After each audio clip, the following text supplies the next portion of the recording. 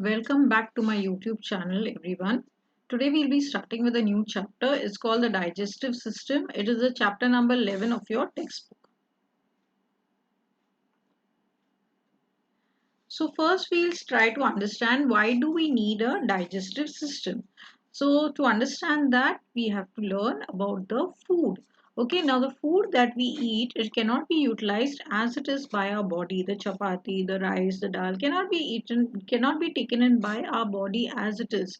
It has to be converted into a more soluble form, into a more simpler form.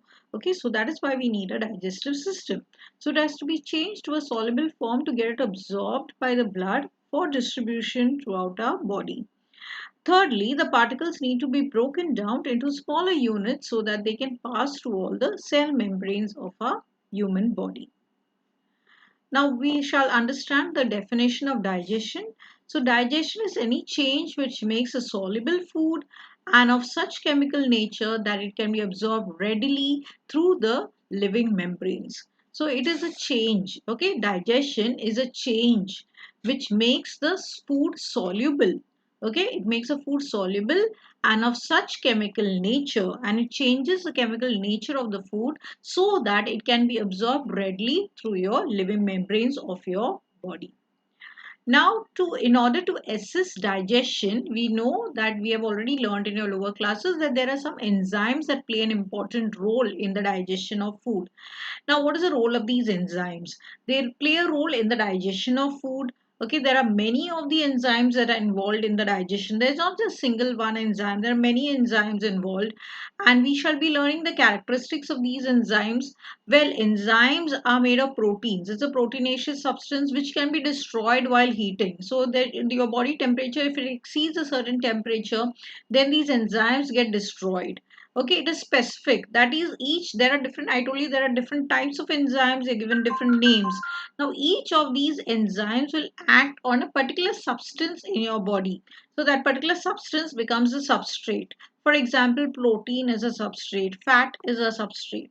So there are specific enzymes that will act on the protein. There's a specific enzyme that will act on the fat. There's a specific enzyme that will act on the starchy food. Okay, so each one has its own specific enzyme.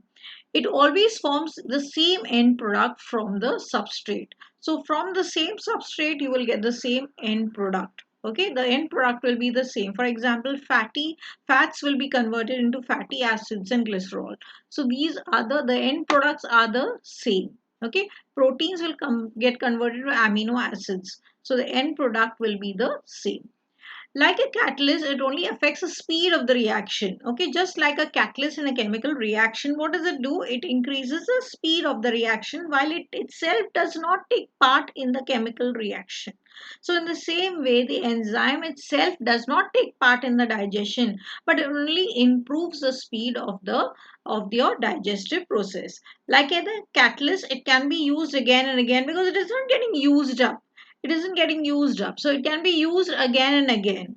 Okay, so it acts only at a particular pH. Now pH value we've learned in chemistry. There's an acidic pH, there's a basic pH. So it needs a certain pH level. Okay, a particular pH level at which it will work. Exceeding too much acidic or too much alkaline medium, it will not work. It acts at optimum temperature also. It needs a good temperature. That is a temperature between 35 to 40 degrees centigrade. Then only the enzymes will be able to act at its optimum. Okay, at its good, it will be able to do its work properly. Okay, it will be able to aid that your digestion properly only at this temperature. Now we move on to the parts of the digestive system. See, the whole digestive system is known as the alimentary canal. Okay, so it starts with the oral cavity. This is the oral cavity and it ends with the anus. Now total it is around 9 meters long. Okay, so you can imagine it is quite long. 9 meters is quite a length. Okay, it is a highly coiled structure. You can see over here it is a highly coiled structure. Okay, especially this part that is known as a small intestine is highly coiled. Okay, besides this, okay, you have a mouth, you have got the esophagus, then you have this part, this is the stomach, then you have the small intestine, you have the large intestine, you have the rectum and the anus over here. Okay, now besides this, there are also two other important parts, that is your liver. Okay, this is the liver and the pancreas. Okay, somewhere behind this over here. So liver and the pancreas is also part of this digestive system. Then you have the three salivary glands over here. Okay, that is a parotid gland, the sublingual gland, and the submandibular gland. So these glands also help in the digestion of food. Now we first start with the first part of the alimentary canal, that is the mouth. Now the space where the food is chewed and mixed with the saliva is known as your mouth. It is formed by the upper and the lower lips. Okay, these are the two parts that bind the mouth. Okay, the lips help in closing, opening the mouth, sucking the food, sipping. You are able to speak. You are perceiving the sensations. Okay, because of your lips. Okay, especially that of heat and touch. All these are felt by your lips. The tongue is able to manipulate the food, that is to keep the food in different parts of your mouth. Okay, by chewing, mixing it with saliva, all this work. Okay, the chewing part, the churning part of the food is done by the tongue. Swallowing, tasting, cleaning the food particles after eating, speaking, all these are additional works done by the tongue. Okay, swallowing the food, helping the bolus to enter down, go down into the esophagus. This is done by your tongue. It is help in tasting the food you eat. It helps to clean your the food particles from between your teeth. Okay, after you have eaten, and also helps in speaking.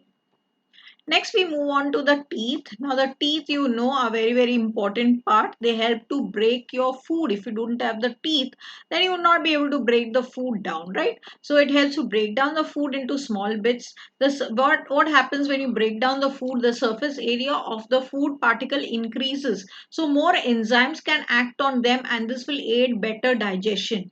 An adult human teeth has 32 teeth total in its jaw. Okay, they are different types. Okay, they have different shapes. Okay, and according to the shapes, they are help to give a certain function. They help to perform certain functions. Now the human teeth, okay, our teeth is known as a mammalian teeth. As we belong to kingdom mammalia, we are having the mammalian teeth. Okay, so they are also called as heterodont. Our teeth are also known as heterodont teeth. Okay, now other animals like the lizard and the frog, they have a homodont teeth. Now, what is the difference between heterodont and homodont? Heterodont means there are different shapes. All your teeth are not of the same shape. They are having different shapes. Okay, according to that, you're given names also. While as lizards, frogs, and some other animals, they have the same type of teeth. They are known as homodont teeth. Okay, so there are in the human body itself. Okay, when a child is young, okay, it has got milk teeth, and when it grows up as an adult, it has got adult teeth or the deciduous teeth. Okay, so first teeth is known as a milk teeth. It is also known as a temporary teeth, and the older adult teeth is also known as a deciduous teeth. Now, what is this milk teeth? Milk teeth, it starts growing very painfully when the baby is around 7 to 8 months, sometimes even as early as 6 months. Okay, so they start getting this teeth, which is very painful process because the teeth has to pierce through the skin, through the gums. Okay, and it has to come out, and the gums of the baby are very delicate. Okay, so till the child is 2 years old, he gets all this milk teeth. Okay, so these teeth will fall off. Okay, they will fall off as the roots gets dissolved. The root of the teeth, no, they get dissolved away in the jaw, and then they are replaced by the permanent teeth. By the time the child is 12 years old, he gets his permanent teeth. Now, what is known as a dental formula? Now, there's a formula that is followed. Okay, each like the human adult has a dental formula, human child has got a dental formula, and the human teenager has got a dental formula. So, we'll be studying about this formula. Now, what is this formula given?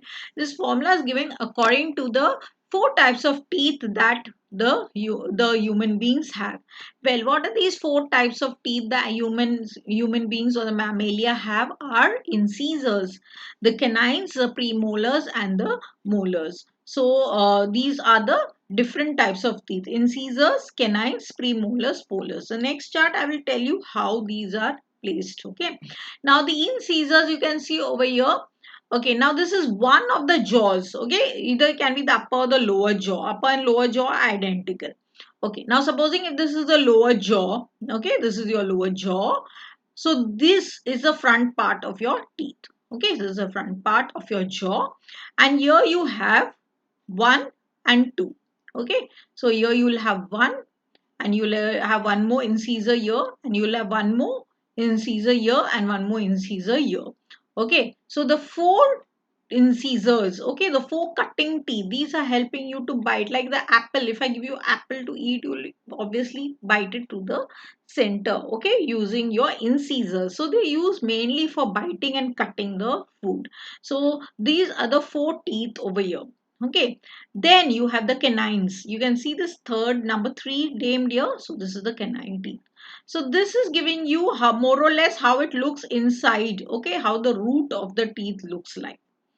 Okay, then you have the premolars. Okay, these are the premolars. What do they do? Help in grinding and crushing the food.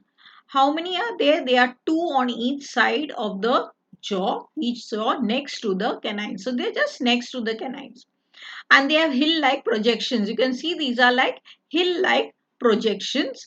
Okay, they are known as a cusp. Okay, the bicuspid molars. Last 3 are the what are these called? These are known as the molars. Okay, so you have the premolars, and the last 3 are known as molars. They have a large surface area than the premolars. If you notice, the premolars are a little smaller, and the molars are more larger. They have a more surface area, that is for more grinding. Okay, so that the chapati you eat, the rice that you eat, means ground well. Okay, they grind and they crush the food well.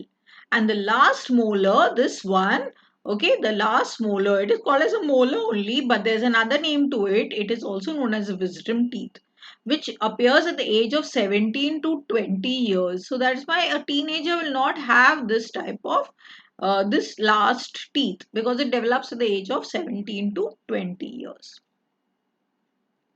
Now we'll study the human dental formula. The child has got two, that means 2 incisors, okay, on either side, okay, 2 incisors on either side of the jaw. So that's why it's called 2 upon 2. 1, 1, that means 1 and 1. So down also there's 1 and 1, right?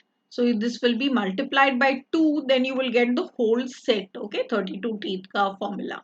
So, but whenever we ask for dental formula, children, you should only write this, what is given to you. Okay, it's only the one jaw. Okay, one jaw, one side of the jaw upon the other side of the jaw. Okay, so it's only restricted. The dental formula is restricted only to one jaw. Okay. Okay, so then you have one canine that is there in the baby also, but he does not have any premolars and just 2 molars. So that makes 20 teeth, because you have 2 plus 2, 4, 5, 6, 7, 8, 9, 10 in one jaw, and 10 down on the other jaw. So that totals to 20. That's how I got my 20 teeth. Now to learn about the adolescent or the teenager's teeth, you have 2, that is the incisors, 1 canines, 2 molars, 2 molars. Now what is missing over here is the wisdom teeth. Okay, so here the adolescent will have only 28 permanent teeth. Now we move on to the human adult. The only addition here is of course the one more wisdom teeth. So that is one more, that is 3. So if this total comes to 2 plus 2, 4, 5, 6, 7, 8, 9, 10, 11, 12, 13, 14, 15, 16, 16 on top, 16 down, that makes totally 32 permanent teeth. Okay, so that's how we calculate the dental formula, and this can be very well asked in the exams. Now we shall study in detail the structure of a tooth. Okay, what exactly is a tooth like? What does it consist of? What are the names of the parts? And what are the functions? So as you can see over here, I put the picture of the premolar. Okay, the premolar teeth. And you can see there's a crown. This top part is known as a crown. Now in your textbook, you also have the incisors. The difference between the incisor teeth and the diagram of the incisor, the canine teeth, and the premolar or the molar teeth is that in the incisor or in the canine teeth, you will have only one of these fangs. Okay, while as in the premolar and the molar, you will have two fangs. Okay, that's a difference. Okay, now we'll study the what are the parts. So we begin with the crown part. The crown part is the exposed part. You can see this part which is exposed above the gum. It's known as the crown. Okay, the part that is embedded down, okay, that is in the gums, okay, that is known as a root, okay, in the jawbone. So this part is known as a root of the teeth. Now the root can be made of a single fang, like in the case of the incisors and the canines, or two fangs in the case of the premolars and the lower molars, while as there are three fangs. Now instead of two fangs, there are three fangs in your upper molars. Okay, it's for greater grip. Then this part over here, you can see it's a neck.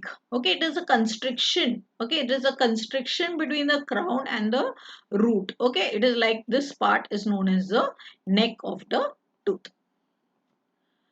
Now, following more in detail, we come to the top part. Now, this top part is known as the enamel.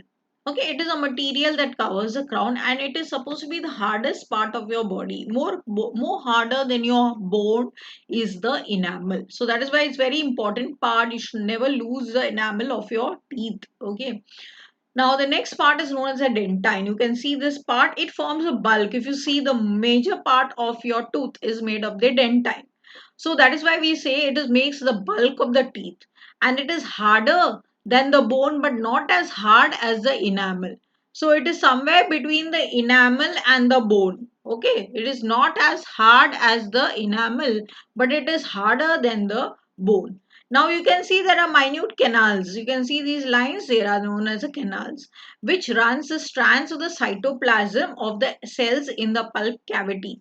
Now the next cavity here, the cytoplasm of that runs into this pulp cavity. Okay, so that is what the dentine is made up of. The cytoplasmic extension of the pulp. Okay, running into this part.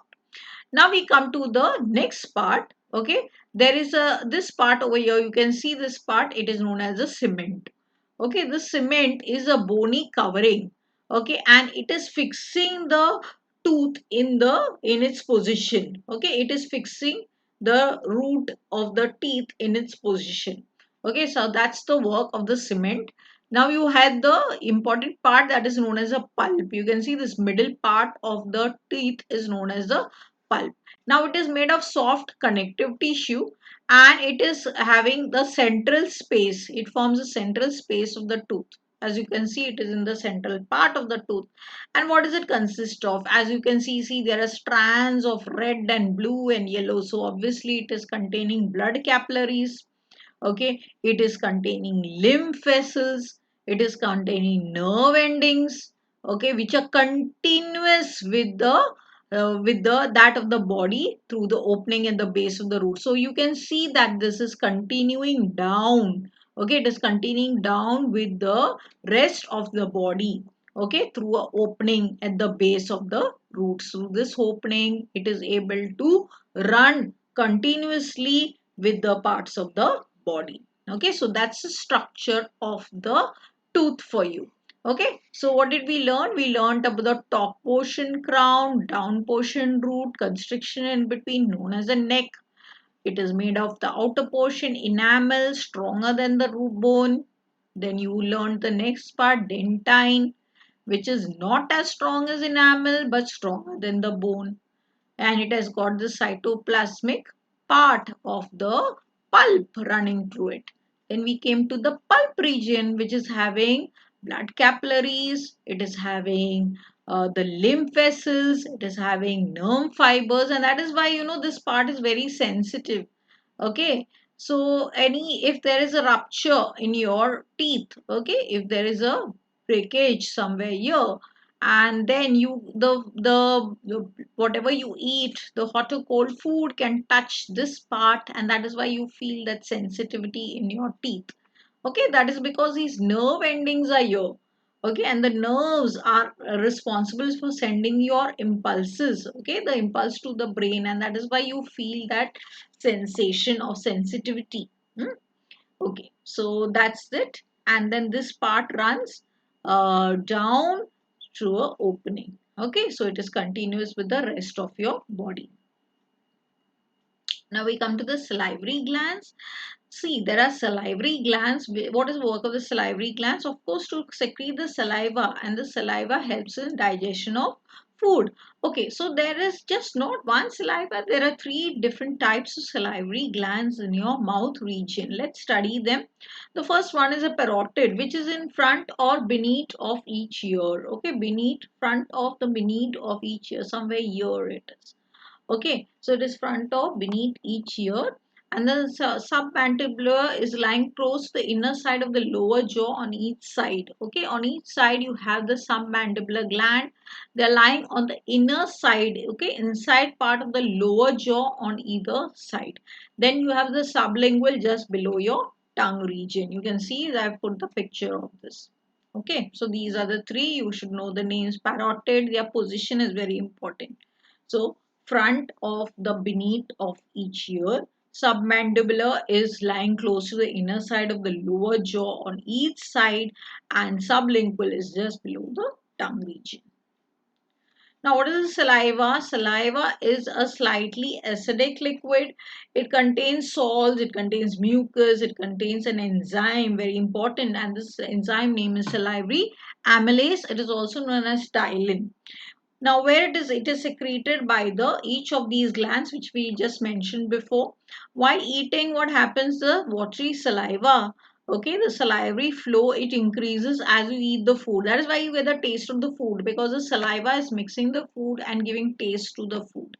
A person produces 1000 to 1500 ml of saliva in a day. That is 1 liter to 1.5 liter of saliva in a day. The thought of any tasty food will increase the flow of saliva in your mouth. Now, what is the function of the saliva? It moistens and lubricates the inner lining of your oral cavity and the surface of the tongue to help in speaking and swallowing. You are able to speak because of the saliva that is produced. Otherwise, you will feel the dryness and you will not be able to speak properly. It moistens and lubricates the food and thus helps in swallowing of the food. It acts as a solvent, dissolving all the food particles to stimulate the taste buds in the tongue. It helps in the food particles to form bolus. Okay, you are able to form the bolus, the rounded part. Okay, we are able to change the food, the chapati, into a ball shaped thing. That is because of the saliva into bolus, so that it can be swallowed in a mass. Okay, then it digests the starch part. Most of the digestion of the starch takes place because of your salivary glands. Okay, because of the saliva, because of ptyalin or the salivary amylase, it digests the starch of your body, of the food that you eat. Okay, so that is starch. It contains ptyalin. Okay, starch is able to get converted to maltose, that is a sugar form. Okay, so this is ptyalin is responsible for this. What is ptyalin? It is nothing other than your salivary amylase, which is produced by the saliva. Okay, so this process, the first part of the digestive process, is being carried out by your mouth. It cleans the by the saliva that is produced in your mouth. It cleans the mouth and destroys the germs and prevents tooth decay. Very important. It also kills the germs that are present in your mouth. Dryness in the mouth creates thirst to replenish the body. Sometimes you don't get enough saliva. You feel thirsty. Okay, when you feel thirsty, you drink water. So what is this saliva also doing? It is helping you to maintain the amount of water in your body. Okay, by creating the thirst in your body. It helps to balance the water balance of your body. That's all for today, children. I'll come back with another part of this, the next part of this chapter. Thank you so much for your patient watching. I hope you understood the concepts of biology today. Thank you.